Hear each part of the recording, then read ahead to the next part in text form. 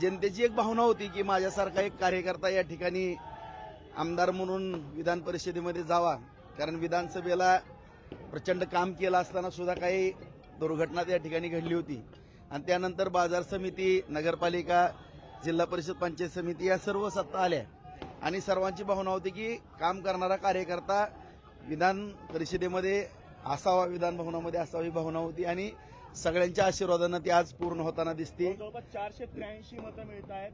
खरं तर विधानसभेला जी कसर आहे ती सगळी भरून निघाली, सगळी भरून काढली. बाजार समितीला सुद्धा 18 पैकी 18, नगरपालिकेला 46 मताचं मताधिक्य, पंचायत समिती, जिल्हा परिषदला सुद्धा 6 पैकी 6, 12 पैकी 12, 57,000चं मताधिक्य त्या ठिकाणी माझ्या मतदारसंघामध्ये सुद्धा मिळालेलं आहे. आणि आज जिल्ह्यामधून सुद्धा एवढं मोठं मताधिक्य मला देऊन या ठिकाणी माझ्यावरती जो विश्वास सर्व मतदार बंधू भगिनींनी टाकलेला आहे. संपूर्ण जिल्ह्याची भावना होती की राजाभाऊ राऊत सारखा कार्यकर्ता आमदार व्हावा. नक्कीच सगळ्यांच्या आशीर्वाद झालं आणि मोहिते पाटील असं म्हणाले होते की अदृश्य शक्ती आमच्या पाठीशी आहे आणि 16पेक्षा अधिक मतांनी आमचा विजय होणार आहे. मतांनी काय आता आपण सर्वांनी पाहिलं, आम्ही सुरुवातीपासूनच आदरणीय आमचे मित्र जयाभाऊ असतील, मी असेल, रामभाऊ, सगळेजण आम्ही सांगत होतो की तसा काही विषय नाही, कारण सगळ्यांबरोबरचे चांगले संबंध, सगळ्यांबरोबर आम्ही चांगल्या पद्धतीने वागत होतो. त्यांच्या बाबतीत ही आज रामभाऊ जरी माझे या ठिकाणी सहकारी आहेत, त्यांच्यासमोर सुद्धा सांगतो की आदरणीय देवेंद्र फडणवीस साहेबांनी मला सूचना त्यावेळेस केलेल्या होत्या की राजाभाऊ कुठल्याही पक्षाचा कार्यकर्ता असेल, नेता असेल, त्याच्याबरोबर तुम्ही सलोख्याचे संबंध ठेवा. कुणाच्याही दारात कधी जायची वेळ येईल सांगता येत नाही, ही निवडणूक आहे, राजकारण आहे. त्यांच्याबरोबरही गेल्या 1.5 महिन्यापर्यंत माझे संबंध चांगले होते, परंतु एवढा युगो आणि मुझे गिनो ही दुर्दैवाची बाब आहे. एवढं दहशतीचं राजकारण किंवा एवढा युगो आम्ही पाहिलं त्यांच्या आदल्या दिवशी. आता सगळ्यांची इच्छा होती की माझ्यासारख्या कार्यकर्त्याला बिनविरोध करायची भावना होती, परंतु एक सर्वसामान्य कार्यकर्त्याला बळीचा बाकरा करण्याचा प्रयत्न केला. त्यांना जर लय खुमखुमी होती तर स्वतःच्या घरातला उमेदवार म्हणून त्याने पुढे यायला पाहिजे नव्हतं. मग ही जी 118 आहे ना, ती सुद्धा पडली नसती. अशा परिस्थितीचा निकाल राहिला असता. आणि या ठिकाणी मी कुठलंही म्हणजे कुणाचेही आम्हाला उन्ही धुनी काढायचे नाहीत. या ठिकाणी जर आमचे काढायला लागले तर मग आम्ही आमच्या पद्धतीने खंबीर आहोत. दुसरा मुद्दा एवढाच आहे की या ठिकाणी आदरणीय फडणवीस साहेबांच्या, शिंदे साहेबांच्या, सुनेत्राताईंच्या मार्गदर्शनाखाली जयाभाऊंच्या सहकार्याने या संपूर्ण जिल्ह्याचा अत्यंत चांगल्या पद्धतीने विकास करण्याच्या दृष्टिकोनातून आम्ही काम या ठिकाणी प्रामाणिकपणे नक्की सभा अधिवेशन झाल्याबरोबर एक अत्यंत महत्वाची चांगली सभा होणार आहे, कारण मला घेणं गरजेचं आहे. त्यांनी ही निवडणूक विधान परिषदेची होती, नेली डीसीसी बँकेवरती. आता डीसीसी बँकेत सुद्धा आम्ही निवडणूक लावतोय आणि ते सुद्धा डीसीसी बँकेवरती अत्यंत चांगले उमेदवार काढून डीसीसी बँक सुद्धा आम्ही या ठिकाणी भारतीय जनता पार्टी महायुतीच्या माध्यमातून त्याच्यावरती सुद्धा वर्चस्व प्रस्थापित करू. कारण आपण पाहिलं की गेली 16-17 वर्ष झालं डीसीसी बँकेचा लढा आहे. माझा कुठलाही त्यामध्ये स्वार्थ ना, आपण सर्वांनी पाहिलं असेल. मी 1 लाख रुपयाचं कर्ज सोसायटीसाठी घेतो आणि तेच भरतो, नवं जुनं करतो. कर्ज तर सगळ्याला लागतंय, मला पण नॅशनल बँकेचं कर्ज आहे. ह्यांना कर्ज घ्यायला आम्ही अडवलं नाही. सहकार चळवळ जुनी जाणत्या माणसांनी भरपूर काम केलेलं आहे, चांगली बँक चालवली होती. परंतु दुर्दैवानं ही मोठी टोळी त्या ठिकाणी घुसली आणि खास करून ही जे आम्हाला बोलतात ते तुम्ही पाहिलं असेल आता व्हॉट्सअप, फेसबुकवरती सुद्धा की ह्यांनी कशा पद्धतीने बँकेचा दुरुपयोग केला, काय केला आपल्या सगळ्याला माहिती आहे. आणि माझ्यावरती आरोप, मी काय केलं, शेतकऱ्याची बँक वाचवली, 2600 रुपयाच्या ठेवी झालेल्या होत्या, त्या 6,500 कोटीपर्यंत नेले. हा काय गुन्हा आहे का? आज आपण दुसऱ्या बँकेत जर नॅशनल बँकेत गेलो तर शेतकऱ्याला कर्ज मिळत नाही. आज आपल्या कुटुंबातली बँक असल्यासारखं आपण जिल्हा मध्यवर्ती बँकेकडे पाहतो. अत्यंत उत्कृष्ट अशी बँक करण्याचाही आम्ही प्रयत्न करू. त्याचबरोबर दूध संघ, जिल्हा दूध संघ जो बंद पडलेला आहे, हीच मंडळी होती तिथं.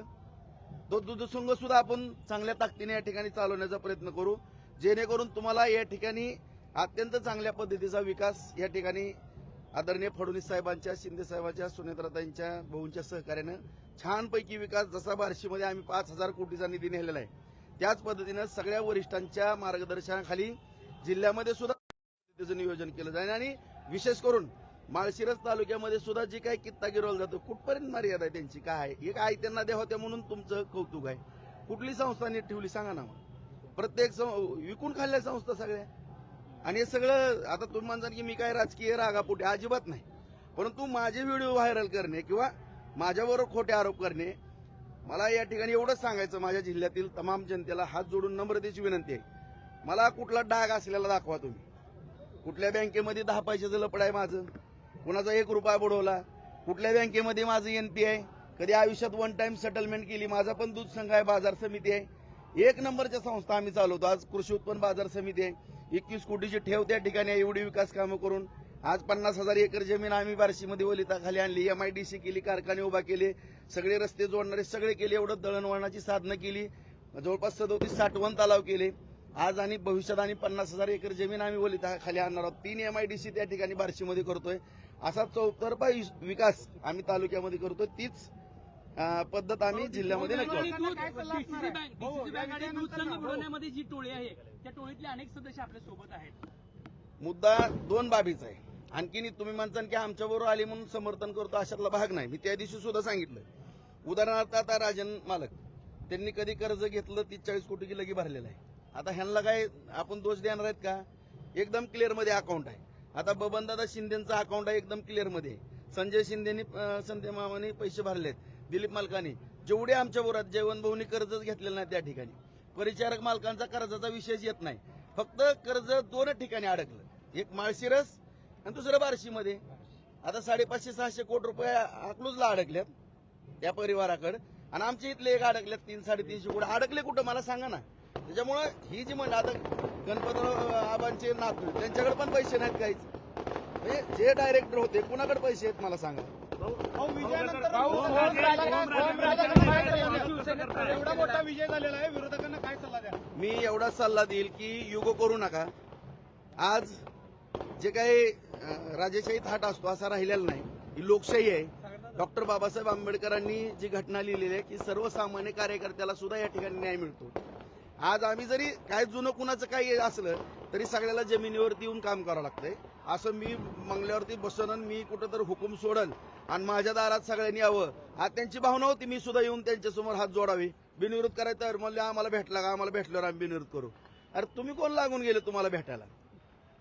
तुम्ही माणुसकीने बोला ना आमच्या बरोबर. माणुसकीने बोललो तर आम्ही तुमच्या बरोबर माणुसकीने वागू. ओमराजे विरोधात होते, आज तुमच्या सोबत येत आहेत, त्यांचं कसं स्वागत करतात? दोन्ही दुग्ध सरकार योग आहे, तुमचा विजय आणि ते तुमच्या सोबत येत आहेत. नक्कीच ह्या बाबतीमध्ये जे ऑपरेशन टायगर झालेलं आहे त्याचं आदरणीय फडणवीस साहेबांच्याच मार्गदर्शनाखाली झालेलं आहे, शिंदे साहेबांनी केलेलं आहे. सुनेत्राताई असतील, ही वरिष्ठ पातळीवरचे विषय आहेत. आता यानंतर आदरणीय फडणवीस साहेबांबरोबर आम्ही चर्चेला बसू. त्यांच्या काय सूचना आहेत त्याच्यावरती पुढची पावलं आमची असतील.